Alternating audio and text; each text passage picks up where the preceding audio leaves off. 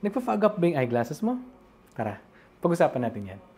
So one of the challenges of wearing eyeglasses during the rainy season is kapag nagkakaroon ng fog yung eyeglasses mo.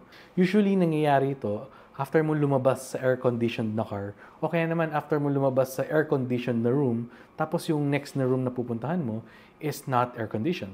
So one way to avoid this is by using an anti-fog agent.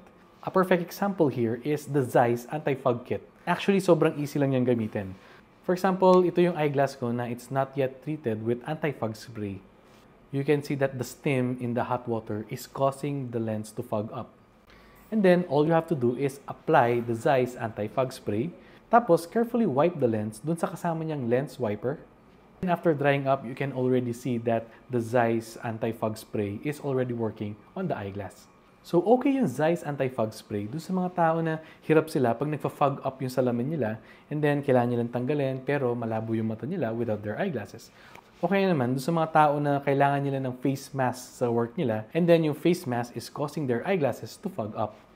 And of course, available yung anti-fog spray na to sa Soliman Paroli Optical.